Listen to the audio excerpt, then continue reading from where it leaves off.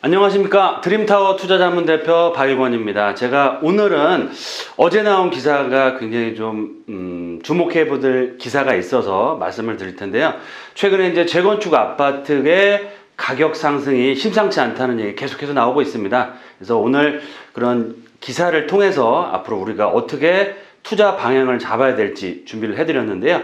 오늘의 주제는 공급절벽, 재건축발 부동산 폭등하나? 라는 주제를 말씀을 드리겠습니다. 그래서 본격적인 동영상 시청하시기 전에 꼭 구독 신청해 주시면 좋을 것 같고요. 앞으로 유용한 정보 계속 말씀을 드리도록 하겠습니다. 그러면 본격적인 강의에 앞서서 지금 화면에 나와 있는 지역이 어딘지 아시나요? 바로 강남권역의 대치동에 있는 음마아파트의 사진인데요. 강남권역의 재건축 아파트를 대표하는 단지입니다. 그래서 오늘 재건축 아파트에 대해서 말씀을 드리고 거기서 어떠한 상황으로 시장이 흘러가고 있는지 그리고 앞으로 우리가 어떻게 대처해야 될지를 말씀을 드리겠습니다. 구독 신청 꼭 해주시고요. 그럼 바로 들어가겠습니다. 일단 신문 기사를 말씀을 드리면 어제 기사입니다. 이투데이 뉴스 기사인데요.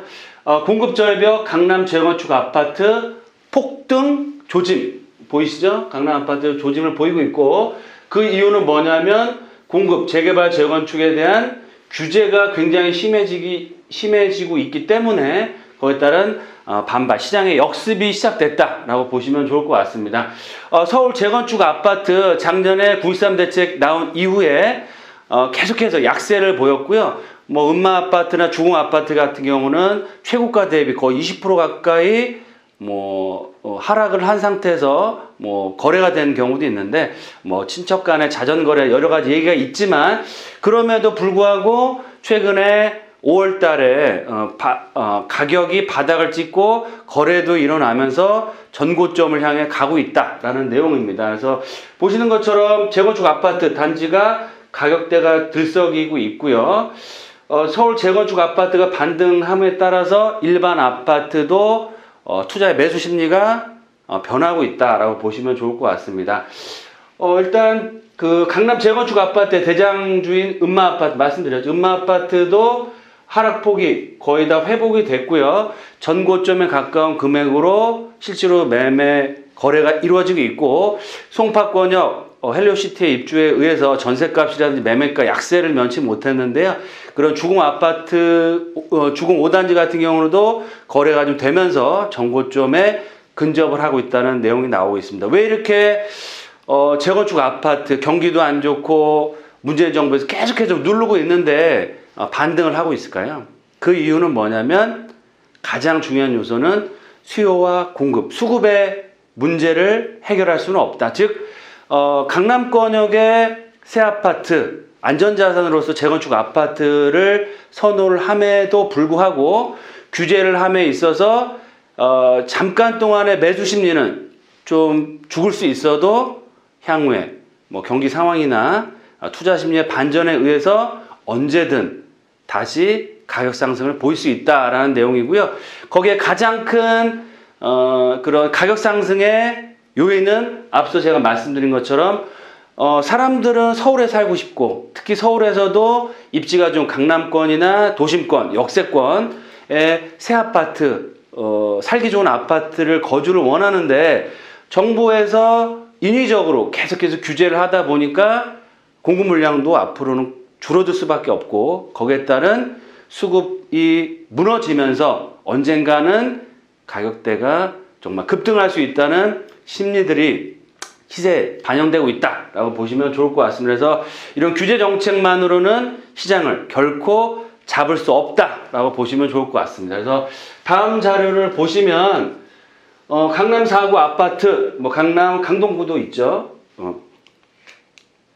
강남 4구 아파트 보시면 작년 10월달 9.13 대책 이후에 계속적인 하락폭을 보이고 있습니다. 특히 강동권 같은 경우는 입주 물량이 많이 쏟아지고 송파권역의 영향도 있어서 하지만 5월달부터는 지금 시세를 돌파를 하려고 수렴하고 있습니다. 즉 강남, 강동, 서초, 송파구, 강남 4구 쪽에 아파트 시세가 계속 약세를 보였는데 이제는 중심축에 왔다. 그러면 세 가지밖에 없겠죠. 상승을 하느냐, 계속 보합세를 유지하느냐, 다시 하락을 할 거냐. 시장을 유심히 좀 살펴보셔야 될 내용인데, 그럼에도 불구하고 강남권역, 특히 재건축 아파트를 중심으로 한 매수세가 살아나고 있고 가격대도 올라가고 있다는 거에 대해서 주목을 할 필요가 있다라고 말씀을 드리겠습니다. 다음 자료를 보시면 이런 공급 부족으로 인한 폭등한다는 그런 데이터가 있는데요. 첫 번째로는 우리나라 주택이 늙어가고 있습니다. 특히 서울권역은 굉장히 심각한데 2019년도에 무려 355만 가구 이상이 30년 이상 된 노후주택이다. 전체 1200만 가구에 거의 한 30% 가까운 주택들이 30년 차가 넘어가고 있다라고 보시면 좋을 것 같고요. 제가 늘 말씀드리는 것처럼 2020년까지 2021년부터는 공급 부족에 따른 가격 폭등을 할 수 있는 여건들이 계속해서 이어지고 있는데 무려 2021년도에 65만 가구, 2025년도까지는 거의 700만 가구, 전체 가구 수의 50% 이상이 30년 이상 된 가구 수로 추정이 됩니다. 그만큼 주택은 늙어가고 새 아파트의 수요는 어떻게 될까요? 살아날 수밖에 없는 상황이기 때문에 이런 큰 심각한 문제를 갖추고 있고요. 지금 재건축 아파트 규제, 초과이익 환수제, 재건축 연한도 늘리고 또 안전진단 강화, 여러 가지 규제가 많이 나오고 있으면서 약세를 면치 못하고 있는데 재건축뿐만 아니고 재개발 또한 서울시에서 디자인 심의까지 참여를 해서 공공 기여를 많이 높이겠다. 아니면 임대주택 비율을 지금 10%에서 15%에서 20%까지 상향하겠다. 또 세입자 보상을 하겠다. 여러 가지 규제 아닌 규제들이 계속해서 나오고 있습니다. 그래서 서울권역에서 신축 아파트를 공급할 수 있는 방법은 딱 두 가지밖에 없습니다. 재건축과 재개발밖에 없는데 재건축 규제 또 재개발에 대한 규제로 인해서 앞으로 올해 내년 이후에 2021년부터는 공급 자체가 거의 40% 가까이 줄어들고요.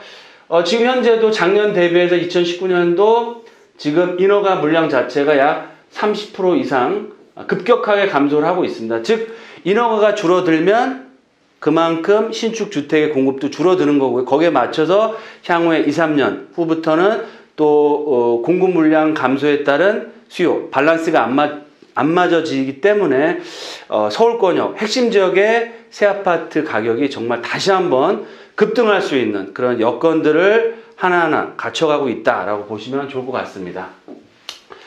그러면 지금 현 부동산 시장에 보유자, 집을 갖고 있는 사람과 신규로 집이 없거나 매수를 하려는 분들의 심리 상황에 대해서 좀 말씀을 드릴 텐데요. 서울권역의 보유자의 생각은 어떠냐면 저도 마찬가지지만 서울에 정말 입지가 좋은 지역의 아파트 값은 떨어지지는 없다라고 생각들을 하시고요. 최근에 이제 증여가 굉장히 많이 늘어나고 있고 강남 4구나 마포, 용산권역은 실질 거래의 40% 이상, 30%, 40%까지가 증여로 판단이 되는데요. 싸게 팔 바에는 증여한다라고 생각들을 하고 있고 또 지금 월급 받아서 서울에 새 아파트 정말 사기가 만만치 않습니다. 웬만하면 다 10억대가 넘어가기 때문에 그래서 미리 증여하는 그런 분들이 많이 늘어나고 있고요. 입지 좋은 곳에 재건축과 재개발은 아무리 규제를 하고 어떠한 그런 규제 정책을 한다고 하더라도 개발은 될 수밖에 없다라고 보시는 거고요. 개발이 되면 가치는 올라가고 공급을 줄이면 줄일수록 이런 재건축이나 재개발을 할 수 있는 아파트나 신축 아파트의 가치는 어떻게 될까요? 올라갈 수밖에 없습니다. 그런 상황이라고 보시면 좋을 것 같고 또 많은 분들이 이렇게 생각을 하고 있습니다. 버티면 이긴다. 즉 버티면 가격은 올라갈 수밖에 없다. 왜냐? 서울은 살아남고 한정 주택 수요는 늘어나는데 반면에 공급 자체는 계속적으로 줄어날 수밖에 없다라고 생각을 하시는 거죠. 이에 비해서 주택이 없으시거나 신규 매수를 계획하시는 분들은 지금 한참 가장 이슈가 되는 게 뭐예요? 경제 위기 또 미중 무역 전쟁이 경제 위기를 불러온다. 그래서 주가도 많이 조정을 받고 있고 또 환율도 거의 1,200원대까지 올라갔죠. 저도 경제인의 한 사람으로서 굉장히 우려되는 부분도 있습니다. 이런 무역 전쟁, 또 지금 서울 아파트 가격은 야, 버블이 너무 심해, 너무 많이 올라서 너무 거품이 너무 심해, 빠져야 된다라고 생각도 하시는 분들도 계실 거고요. 또 순진한 투자자분들은 정부에서 이번에 3기 신도시 투자 계획을 발표를 했지 않습니까? 그래서 정부에서 입지 좋은 지역에 공공주택을 공급을 많이 할 예정이니까 책임다고 하니까 가격 떨어질 때까지 기다리겠다는 심리로 인해서 거래 절벽, 눈치 보기 장세가 지속적으로 이어지고 있습니다. 하지만 이런 장세 자체가 어떠한 상황에 맞춰서 또 변할 수 있다라고 보시면 좋을 것 같고요. 지금은 현재 눈치 보기 장세가 이어지지만 제가 판단할 때는 올 여름이 지나서 벌써 6월 달인데요. 여름을 지나서 올 가을 정도면 시장의 방향은 정해진다. 즉 우상향을 할지 지금처럼 거래 절벽과 보합세를 유지할지 아니면 가격 하락을 할지는 올 가을에 판단을 해보시면 알 수 있을 건데요. 그런 판단을 함에도 불구하고 우리가 투자 포인트를 세워야 됩니다. 그러면 제가 늘 말씀드리는 것처럼 역발상 투자가 굉장히 중요해지는 시점이다 라고 말씀을 드리는데요.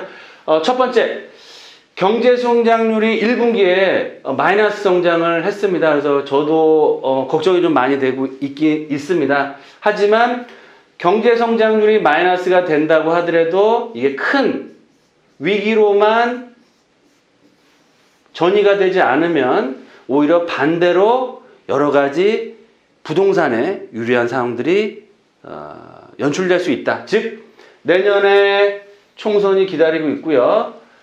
표를 의식한 그런 포퓰리즘에 따른 여러 가지 정책들이 나오고 있습니다. 즉 적극적인 경기 부양을 하고 있다. 그리고 지금 지난주에 또 나온 얘기로는 금리 인하, 올 하반기 금리 인하까지 얘기가 나오고 있고요. 유동성 공급을 해야 된다.